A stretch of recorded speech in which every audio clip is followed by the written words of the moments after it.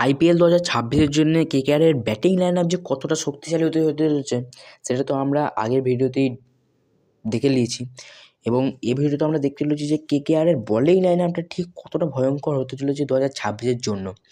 তো আমি ঠিক 4টে প্লেয়ারকে রেখেছি যারা পসিবল প্লেয়িং 11-এ থাকতে চলেছে কেকেআরের, যাদের মধ্যে একজন হচ্ছে বরুণ চক্রবর্তী, 2 নম্বর থাকতে চলেছে হর্ষিত রানা, 3 নম্বর থাকতে চলেছে ভায়া বারোরা, 4 নম্বর থাকতে চলেছে মাথিজা পাতিরানা এবং 5 নম্বরে যে অলরাউন্ডারটা থাকতে চলেছে সেটা হচ্ছে সুনীল নারিন, যে বোলিংও করতে চলেছে কেকেআরের 2026-এর হয়ে। তো প্রথম চলো দেখা যাক যে কীরকম কী পারফরমেন্স দিতে চলেছে তারা। তো প্রথমে আসতে চলেছি বরুণ চক্রবর্তীকে নিয়ে।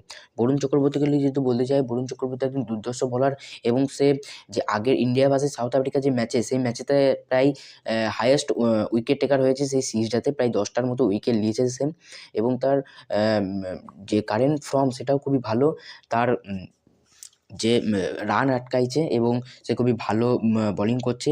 তো সামনে যে টি-20 ওয়ার্ল্ড কাপটা আছে, সেই ওয়ার্ল্ড কাপে যদি তার ফিটনেসটা যদি কোনো খারাপ না হয় তাহলে সে 2026-এ কেকেআরে খেলবে এবং আমার যতদূর মনে হয় খুবই ভালো রান আটকাইতে চলেছে এবং ভালো উইকেট দিতে চলেছে বরুণ চক্রবর্তী।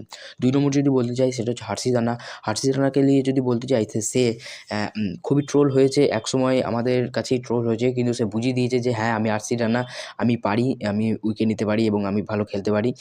সে হর্ষিত রানা ইন্ডিয়ার হয়ে এখন খেলছে এবং খুবই ভালো উইকেট নিচ্ছে এবং তার ফর্মও খুব ভালো আছে, তার ফিটনেসটাও খুব ঠিকঠাক আছে। সামনে যে কোনো ম্যাচে যদি তার ফিটনেসের যদি কোনো খারাপ না হয় তাহলে সে আমার যতদূর মনে হয় ধারণা আছে সে খুবই ভালো খেলতে চলেছে এবং ভালো উইকেট দিতে চলেছে কেকেআরের হয়ে। তো 3 নম্বরে থাকতে চলেছে ভায়া বারোরা। ভায়া বারোরার যে ইন্ডিয়ার হয়ে সে কোনো এখন খেলার কোনো দেখা নাই, তবে যতদূর মনে হচ্ছে সে প্র্যাকটিস ম্যাচে ভালোই করছে। তার সঙ্গে যে বিজয় হাজারে ট্রফি, সেই ম্যাচেও সে খেলছে এবং খুবই ভালো রান আটকাইছে, উইকেট নিচ্ছে যতদূর মনে হয়। তবুও তাকে আমরা চিনি গতির রাজা বলে। তো দেখা যাক কীরকম খেলতে চলেছে 2026-এ আইপিএলে কেকেআরের হয়ে। তো 4 নম্বরে যে থাকতে চলেছে সেটা হচ্ছে মাথিজা পাতিরানা। মাথিজা পাতিরানাকে বলতে গেলে মাথিজা পাতিরানাকে পুরোটা ভালো তৈরি করেছে সিএসকে, কিন্তু শেষ সময়ে এসে সিএসকেই তাকে ছেড়ে দেয় এবং তার উপর কোনো বিটিও লাগায় না, যে তার জন্যে কেমন খারাপ লাগে। কিন্তু যাই হোক, প্লেয়ারটা খারাপ নয়, প্লেয়ারটা খুবই ভালো।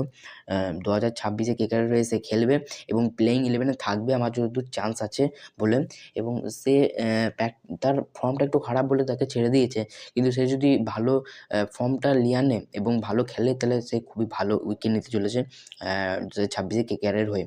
তো যতদূর মনে হয় ভালোই খেলবে। এরপর আসতে চলেছে সুনীল নারিন। সুনীল নারিনকে যদি বলতে যাই, সে হচ্ছে একজন কোর প্লেয়ার কেকেআরের। সে এডিকেআরের হয়ে মানে আবুধাবি নাইট রাইডার্সের হয়ে খেলছে এবং খুবই উইকেট নিচ্ছে এবং খুবই রান আটকাইছে, খুবই ভালো তার পারফরমেন্স এবং তার ফিটনেসও খুবই সুন্দর আছে। তো আমার যতদূর মনে হচ্ছে এ খুবই ভালো খেলতে চলেছে এবং প্রতিটা ম্যাচে প্লেয়িং 11-এ থাকবে সুনীল নারিন এবং ভালো উইকেট নিতে চলেছে। তার কারেন্ট ফর্ম খুব ভালো। তো যতদূর সব মতো দেখে যা মনে হচ্ছে কেকেআরের বোলিং লাইন আপটা কিন্তু খুবই ভয়ঙ্কর। তারা যদি এই সমস্ত বোলার যদি ফর্মে থাকে তাহলে যে কোনো টিমকে তারা 180 থেকে 150 রানের মধ্যে পটকিয়ে দিতে পারে। তো দেখা যাক এরকম আমার যতদূর মনে হয় প্রেডিকশন। তারপর আইপিএল আসুক, তারপরে দেখা যাচ্ছে। তো এই ছিল আমাদের বোলিং লাইন আপের ভিডিও পার্ট 2। পার্ট 3 দেখা হচ্ছে। তো চ্যানেলটাকে সাবস্ক্রাইব করে দিয়ে লাইক করে পাশে থেকো। টাটা।